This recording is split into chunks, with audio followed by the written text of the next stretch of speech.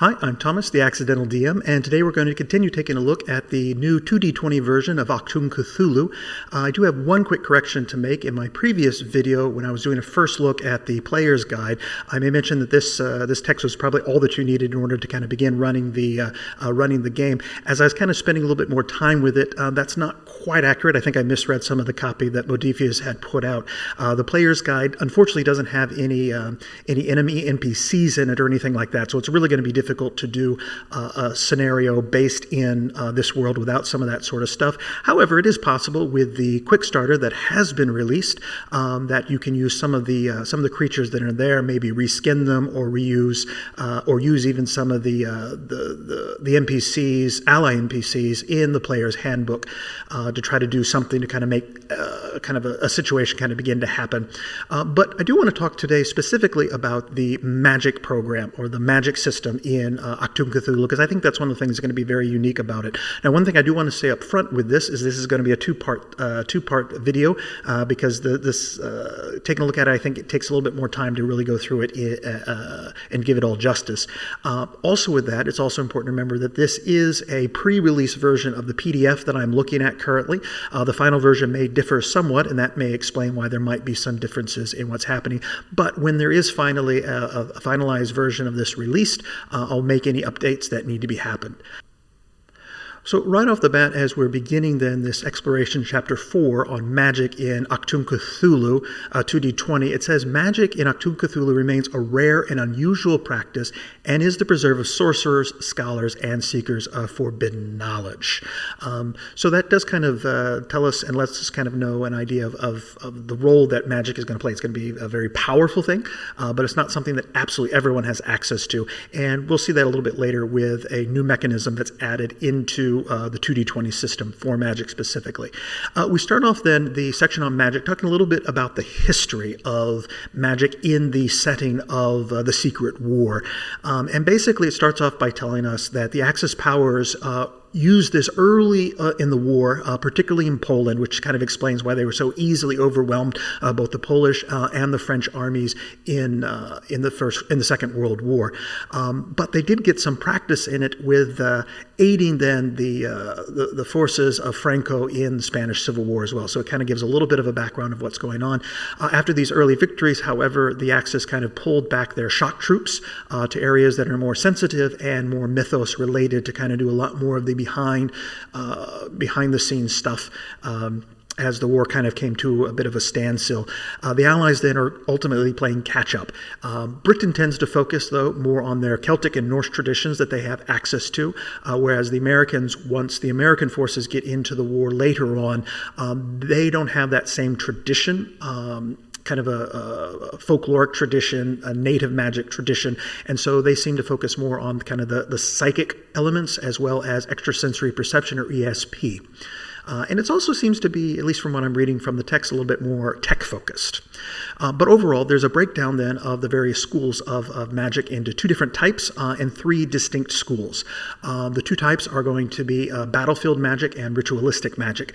Battlefield magic is going to be the most ubiquitous in 2D20 Achtung Cthulhu because I think that's where most people are going to be doing all that pulp action, is in the midst of campaigns, in the midst of scenarios, in the midst of defeating the forces of fascist Germany and fascist Italy.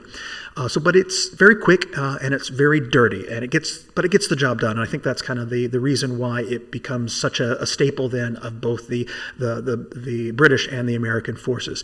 The other major school is the ritualistic, which is much more multi-layered and seems to be vastly more powerful. It's really the stuff that is world-altering in terms of its mechanisms. Now, as we have these two divisions between the battlefield magic and the ritualistic magic, there is then the various schools, and they really do kind of break down into how well they're going to be able to be used. There is the traditional school, which is very much rooted within both the Celtic and the runic or Norse tradition. These are what I guess can really be called true schools of magic. They have norms, they have regulations, they have various taboos that are associated with them. They also tend to be either tribal-oriented or family-oriented, so that there's been opportunity for generations upon generations to kind of really study this type of magic and to make it then applicable and as safe as it can possibly be. Magic will always be dangerous, as we'll see that a little bit later, but that's kind of the reason for the various taboos and the regulations, specifically in the traditional schools themselves. So they're a little bit more safer, but they're also more potent. One of the downsides, however, is with traditional magic users, they can only cast spells within their school because they've been trained in that specific way of doing it with all of the necessary components and concerns and regulations, etc. Traditional magic users will use as their mechanic, will use the insight attribute in order to be able to cast, plus the skill that will be determined by the specific spell as well. Now, if they ever want to gain more spells, it's one of the things, though, they have to go to their mentor. They have to study under their mentor in order to learn a new spell to be able to be used. The second school is the researcher. The researcher are those who are really seekers for the mythos and are interested in expanding their own power. And one of the things it talks about in the text is they tend to become greedy the more that they learn. And so it kind of draws them more and more into the mythos the further that they go into it. Researchers' magic tends to be text-based, but those text-based are fragmentary because they're only gaining a part of the tradition. They're not gaining the totality of the tradition, as you would see within the runic tradition or within the Celtic tradition of the traditional school. One of the benefits of that, however, is there are absolutely no limits and no boundaries when it comes to the magic being done. However, that also makes it extremely, extremely dangerous. Researcher-based magic users are going to be using their research attribute in order to be able to cast. And if they want to learn new magic, they have to discover it. So they actually have to literally find bits of the mythos, whether it's in tomes or whether it's in texts or in scrolls or whatever. That's the way that they would be able to gain new spells to be able to use. The third school is the dabbler. And I guess this really isn't even a school. It's kind of those people who stumble upon fragments of the mythos. It's very flawed magic, very flawed magic. It is incomplete magic, and it is highly dangerous, very prone to kind of being miscast or having unexpected results as a part of it. Users of the dabbler school will have their will attribute in order to be able to cast the magic. And just like the researchers, their discovery of new spells is through discovering new elements of the mythos. Now, as I have made mention of a little bit, there is a new mechanic in Achtung Cthulhu, the 2D20 version, that they now have power ratings for the various characters. And the power rating is directly connected to the type of magic user you are. So if you're a traditional or researcher dabbler, and so your kind of base rating for power, if you're a traditionalist, is a 2, a researcher is also a 2, and a dabbler is a 1. Now, what does this mean? This number has a couple of different uses for it. One of the more important ones when it comes to battlefield magic is that number determines the number of spells that you are able to bind to a mantle specifically for battlefield casting, because magic is a very ritualistic type of thing, and in order to be able to use it on the fly in a battlefield situation, it needs to have some sort of focus, and in Achtung Cthulhu they're calling that focus the mantle. And so that number, that power rating, one of its elements then is determining the number of spells you can have in your specific mantle. The other thing that it does is that base number also helps kind of determine what the challenge dice you get to use in terms of the efficacy or the effects then that are going to be a part of the spells that you cast. So your power number is going to be that base number determining the number of challenge dice that you can roll to inflict stress with the magic. That rating can be increased through various talents and other abilities that you have, but the other way is going to be based on the type of caster that you are. So for instance, if you are a traditional a traditional base caster, your base is going to be that 2, plus then it increases then on the insight that you're going to have, that you have. Generally then that kind of borderline 8 and 9 is going to be 0, and then it kind of adds then as you go up. And there is a chart in the player's guide kind of determining what that is. Researcher is also a base 2, but there's increases bonus based upon their reason stat, and the dabblers is base 1, and they can increase their will. However, remember, as I said before, this is the kind of a incomplete version of magic, and so the dabblers then do have some limitations with that. They can only increase their challenge dice number up to an additional 3, and with that, though, when they do that based upon their will rating, every effect that they roll in that dice pool of the challenge dice whenever you roll an effect, it generates 1 point of threat because they are flawed casters. Okay, now that we've talked a little bit about the basics of casting spells, let's talk specifically about how that happens. What are the game mechanics in order to allow that to happen?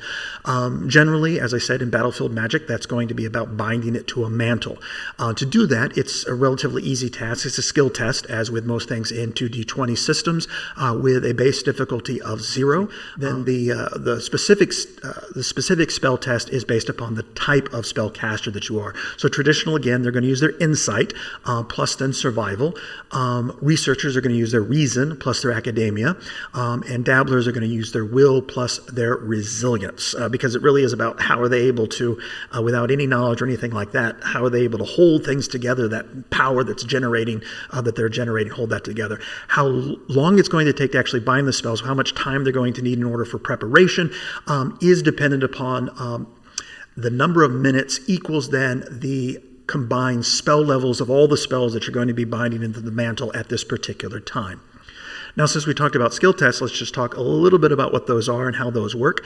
As I said, it's always with 2d20, it's an attribute plus a skill.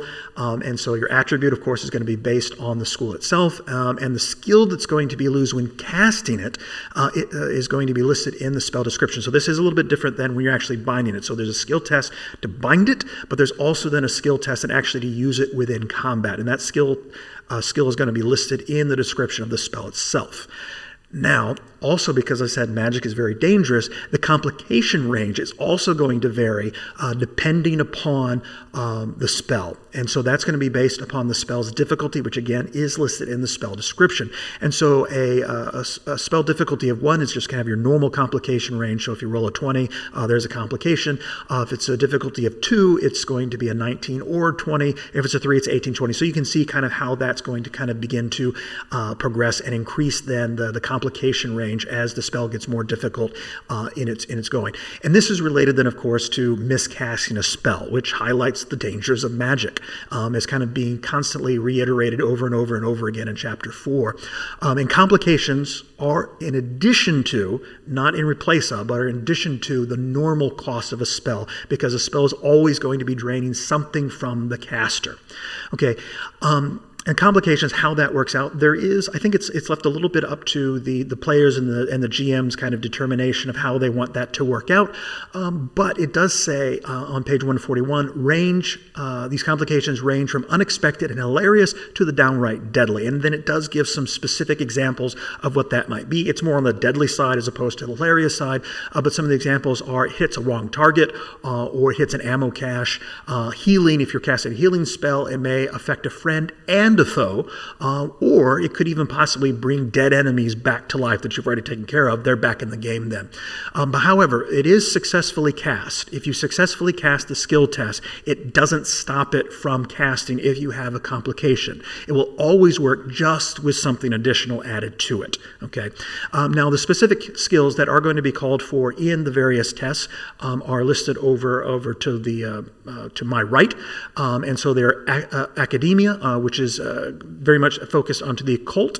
It does talk about secondarily linguistics is going to be very helpful for in terms of academia, just because a lot of spells are going to be written in dead languages, and so in having that linguistics is going to be helpful. The other is observation, very much focused on instinct, which is kind of talked about as being a connection to the paranormal or someone being able to discern that which is supernatural. You have persuade, which is going to be a part of invocation, that ability then to communicate with outside forces or to summon those outside forces into the plane that you are on. Resilience is one of the other skills that are being used, specifically in discipline. That's the ability for someone to be able to handle the costs of dealing with the mythos, because you're trying to bring something out of the mythos and it's trying to do its own thing as well. And so it can cause then some issues, which again is a part of that cost element that is a part of the magic system here in 2d20 Cthulhu. The other then is survival, mysticism. It's very much similar to the occult that I mentioned previously, but mysticism is more connected to the folkloric or the oral tradition that is a part then of those runic and Celtic schools. In addition to whenever you're casting a spell with 2d20, there's always the ability to spend that momentum. Some spells in their descriptions will give specific ways in which you can spend momentum on that specific spell. But in general, the other ways that you can spend momentum, one momentum, you can gain 2 courage against a spell cost. Courage and morale are ways of mitigating some of the mental stress that comes from casting spells.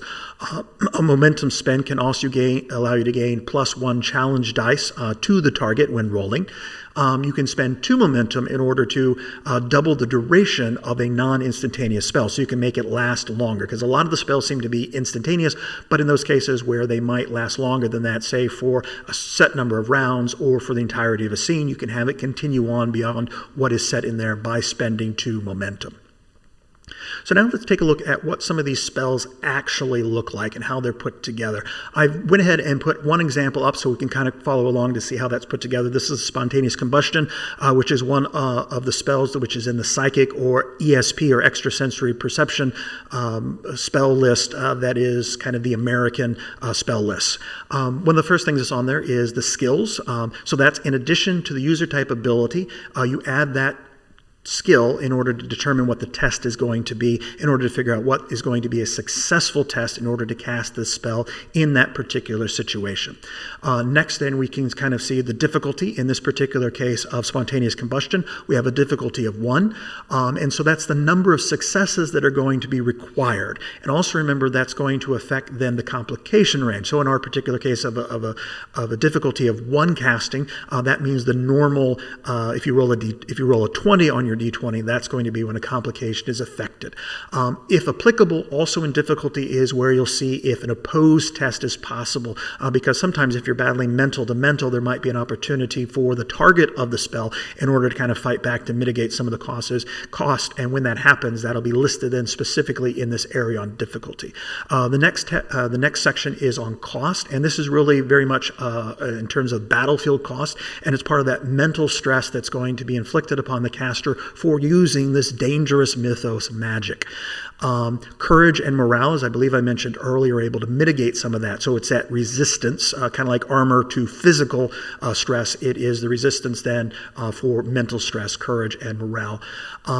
Cost is also applied after the skill test is done, and the cost happens whether or not you're successful or not on the test. So it always then is a cost for at least even attempting to harness some of the power of the mythos. Some of the things that you'll see in there are some cost descriptors that might be listed. I believe in our spontaneous combustion, it does say persistent 3, and so we'll talk about what that means in just a second. But to list what those are, you have drain, which is +1 fatigue for each effect that's rolled on your challenge dice. There's intense. If the cost inflicts an injury and you roll 1 or more effects, then it would inflict an additional injury. Piercing, to kind of go with the spontaneous combustion one, ignores that amount of caster's resistance. So even if you had resistance, either courage or morale, 3 of those are not going to be applied in the case of this spontaneous combustion because it is a piercing 3. You have stun.